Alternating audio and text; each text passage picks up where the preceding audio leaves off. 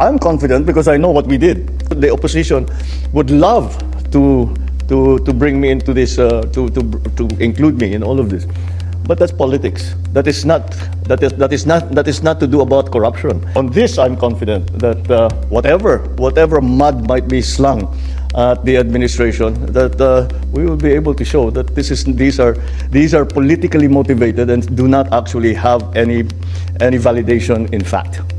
The President has kindly agreed to answer 3 questions from the Malacanang press corps. So let's start with Alexis.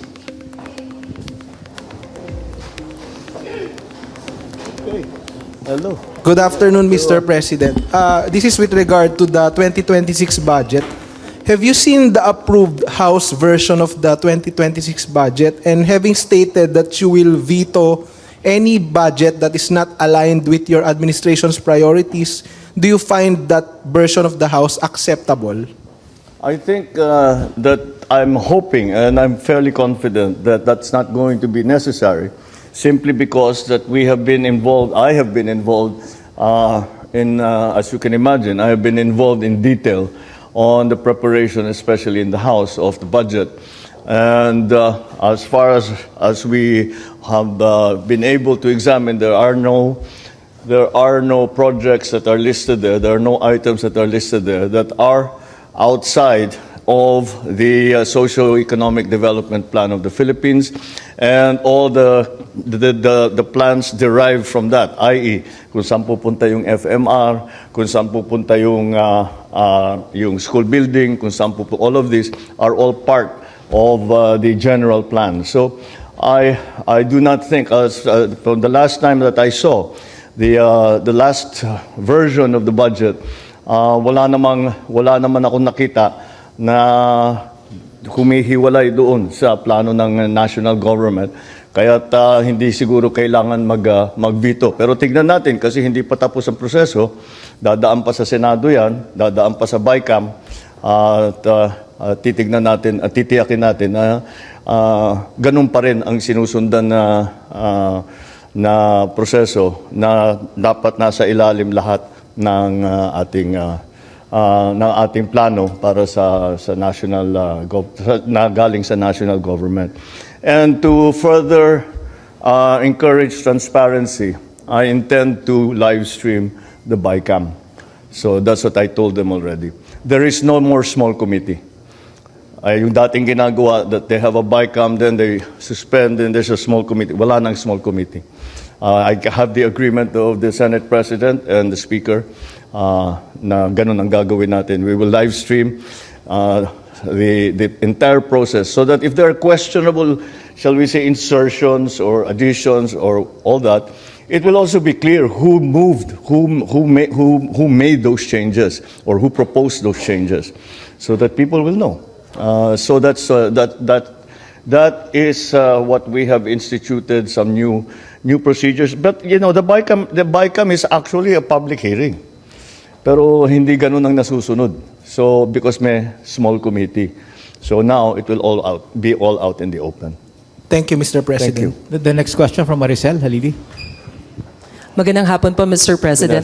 Sir, following the protest rally last September 21, there were talks about coup threats. There were calls... Coup threats, sir.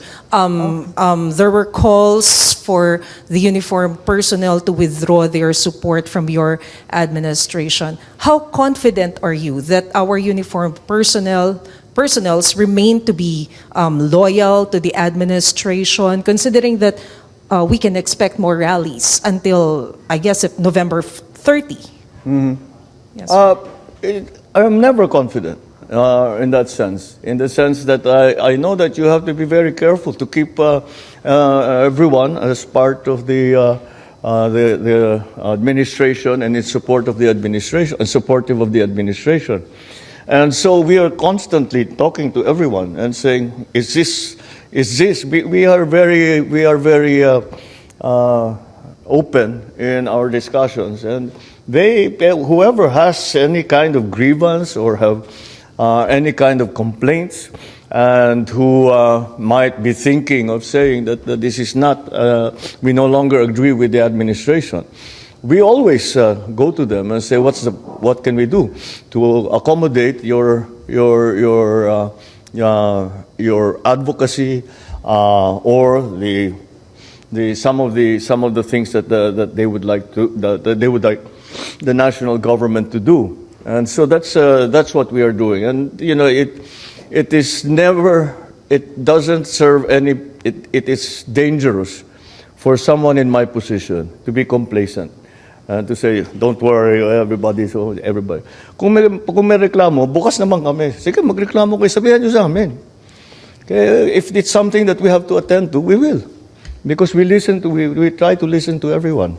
And so that's the only way. That's the only real way that you can keep the support of people in different sectors. So when you ask me how confident I am, all I can say is that in our assessment, we are still very much, the administration is still very much on solid ground in terms of support from the different sectors of society. However, we work very hard to continue to earn that support from them. We know that because they voted for you in the last election, that nothing will change. Hanggang kamatayan, yan na yun.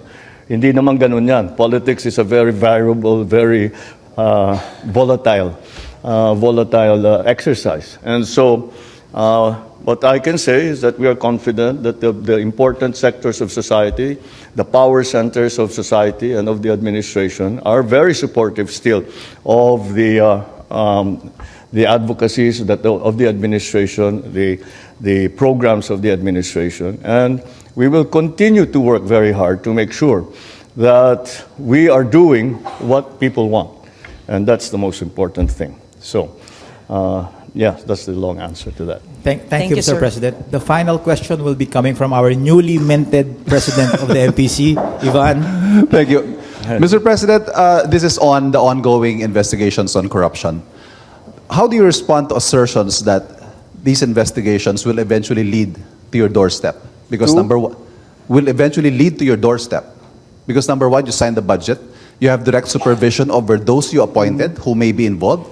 And of course, you hold sway over your political allies in both houses of Congress whose names are now being floated, led of course by the former speaker and your cousin, Martin Romualdez. Well, I'm confident because I know what we did or did not do. But if we investigate everybody, we follow the evidence, and wherever that leads is not something that we try to direct or influence. That's why we have the ICI. They are an independent commission, and that is their job. And their job is to follow the leads that they receive, and if necessary or if it is justified, that they will now recommend to either the ombudsman or to the DOJ that cases be filed. So let them do their work. We do not interfere with what they do. Wherever it may lead, sinabi ko na nga yan, wala naman tayong tinatago, wala tayong, malakas. I know that there are several, the opposition would love to bring me into this, to include me in all of this.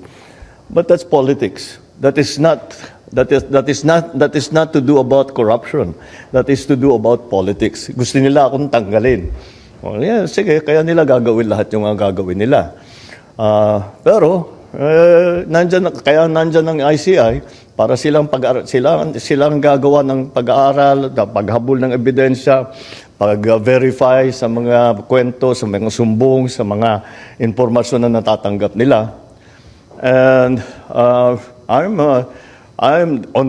confident that whatever mud might be slung at the administration, that we will be able to show that these are politically motivated and do not actually have any validation in fact. Will the President take one more question? Mr. President, the new ombudsman yesterday lifted the restrictions on the release of SALNs to the public. Finally. Yes. Will you take the lead and allow the release of your SALN and maybe perhaps Well, we those will of your fol- cabinet we'll- members? We'll follow the new rules. We'll follow the old rules. These old rules were suspended in the last administration, where the SALN was, it was much easier to get a copy of the SALN and to examine it. And I was quite surprised to find out when I first came into office that that was no longer the case, that it was almost impossible, in fact, to get a copy of a people's SALN. And so we are just going back to the old procedure, and we will follow that. Whatever happens. Again, my SALN is I have again. It will be available to whoever would like to. Kung hingiin sa akin ng ICI, di siyempre bibigay ko. Kung hingiin sa akin ng ombudsman ng bibigay namin. And will you enjoin your cabinet to do the same? Yes, of course. Of course. Thank you. All right. Thank you very much, Mr. President. Thank you. Maraming salamat.